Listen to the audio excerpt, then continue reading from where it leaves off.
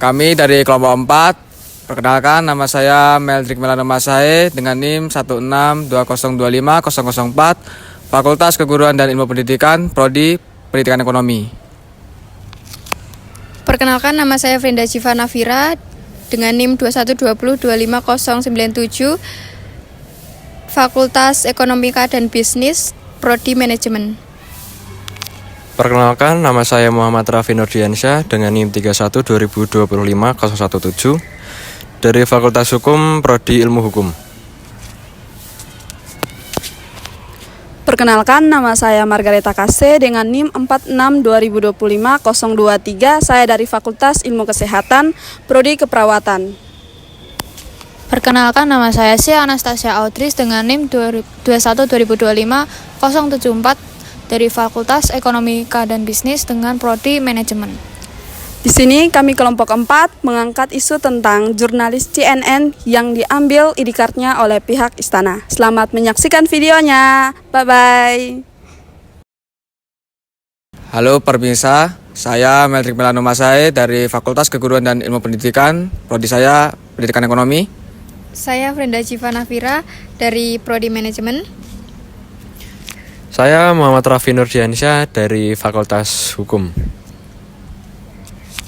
Hari ini kita akan membahas isu penting tentang kebebasan pers dan demokrasi di Indonesia.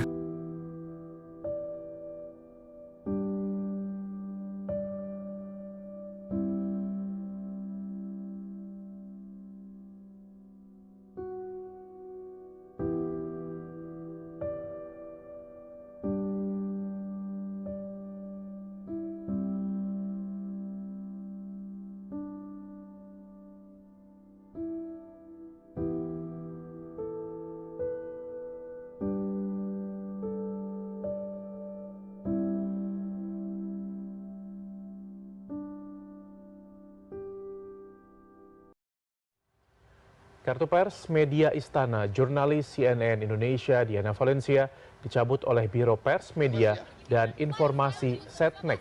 Diduga dipicu pertanyaan soal keracunan massal MBG kepada Presiden Prabowo di Bandara Halim Perdana Kusuma Sabtu 27 September 2025. Biro Pers Istana menyebut pertanyaan itu di luar konteks lantaran Presiden baru tiba usai lawatan ke luar negeri. Ya, polemik ini pun mengemuka karena tindakan tersebut dinilai menghalang-halangi kebebasan pers. Halo pemirsa, saya Muhammad Raffi Nurdiansyah.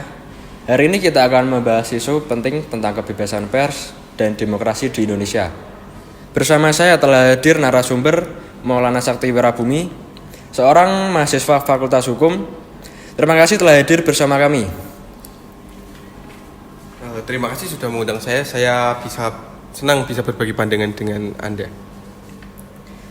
Kita mulai dari aspek kebebasan berekspresi. Seperti kita tahu, Undang-Undang Dasar 1945 menjamin hak setiap warga negara untuk menyampaikan pendapat. Namun, dalam kasus ini, seorang jurnalis justru mendapat sanksi setelah bertanya. Menurut Anda, apakah ini bisa disebut bentuk pembatasan kebebasan berekspresi? Secara prinsip iya, karena seorang jurnalis bekerja atas dasar hak publik. Jika aksesnya dicabut karena memberikan pertanyaan yang dinilai kurang nyaman, maka itu termasuk bentuk tekanan terhadap kebebasan berekspresi. Lalu, apa dampaknya bagi dunia jurnalistik? Dampaknya sangat signifikan ya. Ada efek psikologis bagi jurnalis lain, mereka jadi takut bertanya hal-hal kritis. Padahal tugas utama seorang jurnalis adalah mewakili publik untuk mencari tahu kebenaran. Bersama saya telah hadir narasumber. Nama saya Cornelius dari Prodi Manajemen. Terima kasih telah hadir bersama kami. Kalau kita bicara demokrasi, pers sering disebut sebagai pilar keempat. Bagaimana seharusnya pers dijalankan di tengah situasi yang penuh tekanan seperti ini? Nah, jadi pers itu berperan penting sebagai pengawas kekuasaan. Nah, jadi pers ini juga memastikan pemerintah itu tetap transparan, akuntabel dan juga terbuka terhadap kritik. Berarti pers bukan sekedar penyampaian berita ya? Nah, benar. Pers adalah penjaga ruang publik. Nah, jadi kalau misalnya pers ini dibungkam, masyarakat akan kehilangan sumber informasi yang jujur dan juga objektif. Jadi begitu. Bersama saya telah hadir narasumber. Saya Andi dari Prodi Manajemen UKSW. Kasus ini menimbulkan pro dan kontra. Sebagai pihak menilai pemerintah hanya menjaga ketertiban, sementara yang lain melihatnya sebagai kemunduran demokrasi. Bagaimana Anda menilainya? Saya melihatnya sebagai refleksi dari lemahnya komitmen terhadap prinsip demokrasi aja sih. Soalnya demokrasi kan bukan hanya soal pemilihan umum, tapi juga keterbukaan terhadap kritik, begitu. Pemerintah tentu ingin menjaga wibawa institusi, tapi publik juga berhak tahu bagaimana keseimbangan ideal antara hak pemerintah dan hak publik.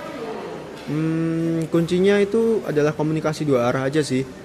Soalnya pemerintah boleh menegaskan sikap, tapi tidak boleh menutup ruang pertanyaan juga. Dalam demokrasi, setiap kritik itu adalah peluang untuk memperbaiki diri, bukan dilihat sebagai ancaman. Harusnya begitu. Baik, kalau kita bicara solusi, apa langkah yang nyata yang bisa dilakukan agar kebebasan pers benar-benar dijaga? Pertama, pemerintah mungkin harus menjamin kebebasan pers melalui kebijakan yang adil dan transparan. Kedua, jurnalis juga perlu profesional juga dalam menyampaikan pertanyaan dengan data dan etikanya. Ketiga, masyarakat harus kritis, mendukung media yang jujur dan juga independen. Begitu. Jadi ketiga-tiganya harus kompak gitu. Oke, terima kasih ya Kak Andi. Di perkembangan terkini dari Istana, kita ketahui bersama pertemuan antara perwakilan redaksi CNN Indonesia bersama juga dengan jurnalis CNN Indonesia Diana Valencia tadi sudah selesai dilaksanakan di Kompleks Istana Kepresidenan Jakarta. Pertemuan berlangsung bersama juga dengan Deputi Protokol Pers dan juga Media Sekretariat Presiden, di mana tadi pemimpin redaksi CNN Indonesia langsung, Titi Rosmasari, yang hadir ke Kompleks Istana Kepresidenan Jakarta sejak pukul 9 waktu Indonesia Barat, juga didampingi dengan Wakil Ketua Dewan Pers Totok Suryanto. Pertemuan sendiri, Megi, tadi berlangsung tertutup cukup lama, kurang lebih sekitar 2 jam 30 menit begitu ya, di mana memang pertemuan ini sebelumnya merupakan audiensi yang diajukan oleh pihak CNN Indonesia buntut dari dicabutnya kartu peliputan Istana salah satu jurnalis CNN Indonesia Diana Valencia. Setelah kemudian redaksi CNN Indonesia bersurat begitu, Megi, kepada Biro Pers Media Sekretariat Presiden, kemudian surat tersebut disambut secara terbuka, ditindaklanjuti dengan adanya pertemuan pada pagi hari ini. Nah, selain tadi dampingi langsung bersama juga dengan pemimpin redaksi CNN Indonesia Titi Rosmasari, juga hadir wakil pemimpin redaksi CNN Indonesia Revolusi Riza bersama juga dengan jurnalis CNN Indonesia Diana Valencia. Dari keterangan pers yang disampaikan oleh Deputi Protokol Pers dan juga Media Sekretariat Presiden Yusuf Permana, ia menegaskan bahwa ID peliputan Istana atas nama Diana Valencia telah dikembalikan kepada yang bersangkutan, kemudian haknya untuk melakukan peliputan di wilayah Istana Kepresidenan Jakarta juga sudah dikembalikan. Dan tadi memang ditegaskan bahwa sebelumnya ID ataupun kartu peliputan yang dicabut ini merupakan kartu peliputan Istana, Megi, bukan kartu peliputan Diana Valencia sebagai jurnalis CNN Indonesia, karena untuk diketahui bersama begitu ya, untuk dapat melaksanakan peliputan di lingkungan Istana Kepresidenan sendiri ataupun agenda-agenda Presiden Republik Indonesia Prabowo Subianto, memang para jurnalis ini harus memiliki akses peliputan yang sebelumnya dikeluarkan oleh Protokol Pers Media Sekretariat Presiden itu sendiri. Dan sebelumnya kartu peliputan yang dicabut ini merupakan kartu peliputan di wilayah Istana saja, bukan merupakan kartu peliputan Diana Valencia sebagai salah satu jurnalis CNN Indonesia. Selain dikembalikan kepada yang bersangkutan begitu, Megi, tadi juga ditegaskan oleh Yusuf Permana bahwa kejadian ini merupakan kejadian terakhir di mana dipastikan tidak akan terulang lagi di masa yang akan datang. Dan dari BPMI sendiri ini juga sudah menyatakan permohonan maafnya kepada redaksi CNN Indonesia Indonesia dan memastikan dalam menjalankan tugasnya akan terus menjunjung tinggi kebebasan pers sebagaimana tertuang di Undang-Undang Nomor 40 Tahun 1999 itu. Terima kasih kepada narasumber atas pandangannya. Semoga wawancara ini menjadi refleksi bagi kita semua bahwa kebebasan pers bukan ancaman, melainkan jantung dari demokrasi itu sendiri.